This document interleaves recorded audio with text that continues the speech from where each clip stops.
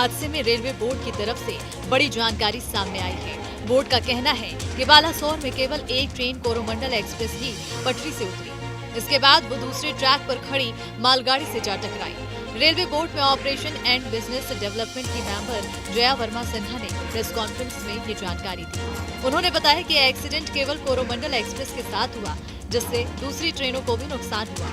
Railway board member के मुताबिक Coromandel express अपनी निर्धारित रफ्तार से चल रही थी, जिसके बाद ये पटरी से उतरी और डाउन लाइन पर आ गई थी। इसके बाद ये यशवंतपुर एक्सप्रेस की पिछली 2 बोगियों से टकरा गई। यशवंतपुर एक्सप्रेस अपनी निर्धारित रफ्तार से डाउन लाइन से गुजर रही थी।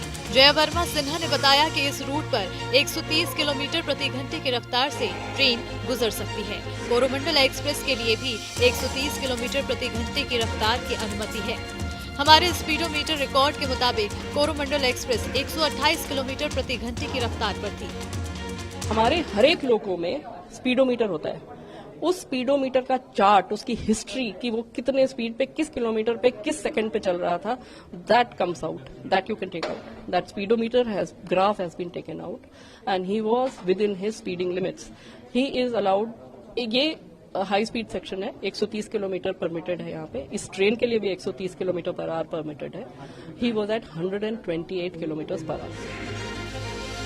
दुर्घटना के कारणों में ड्राइवर द्वारा सिग्नल तोड़ना या सिग्नल में किसी प्रकार की गड़बड़ी के सवाल पर railway board member Jaya Verma Sinha ने बताया कि कोरोमंडल एक्सप्रेस ट्रेन के ड्राइवर ने कोई सिग्नल नहीं तोड़ा है। हमें ड्राइवर ने बताया है कि उन्हें ग्रीन सिग्नल मिला था और यह हमारे रिकॉर्ड डेटा से भी पता चलता है कि सिग्नल ग्रीन था। साहब से जो बात हुई उसमें उन्होंने बताया कि उनको ग्रीन सिग्नल मिला था। तो एक ये चीज जो बीच बीच में लोग कहते हैं कि सिग्नल लाल था, उसके बावजूद वो चले गए, वो सो गए थे, ये वो।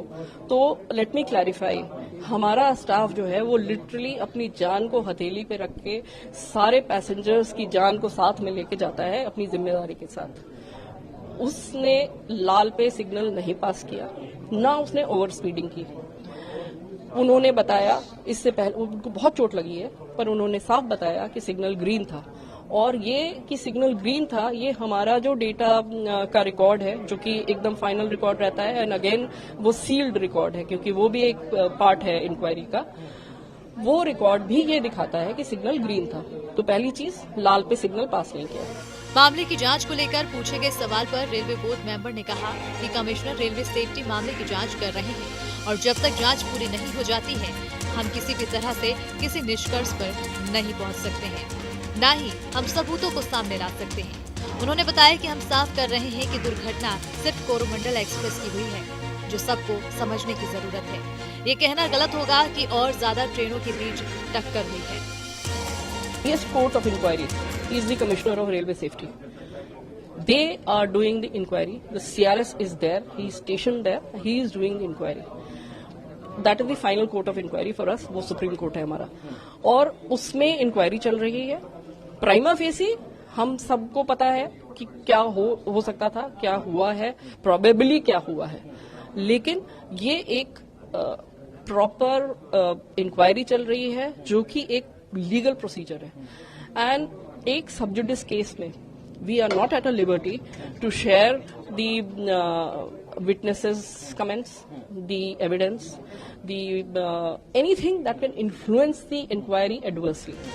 जया वर्मा ने कहा कि कोरोमंडल एक्सप्रेस ट्रेन बेहद सुरक्षित है और आमतौर पर ये पलटती नहीं है। इस केस में ऐसा हुआ है कि इस स्पीड में जब टकराव का पूरा इम्पैक्ट ट्रेन पर आया, तो दुनिया में ऐसी कोई टेक्नोलॉजी नहीं है जो इसके इम्पैक्ट को रोक सके।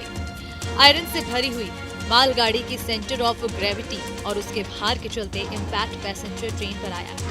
मालगाड़ी अपनी जगह से बिल्कुल नहीं हिली। बता दें कि शुक्रवार को बालासोर में हुई ट्रेन दुर्घटना में करीब 300 लोगों के मारे जाने की खबर है। वहीं घायलों की संख्या 1000 के पार है।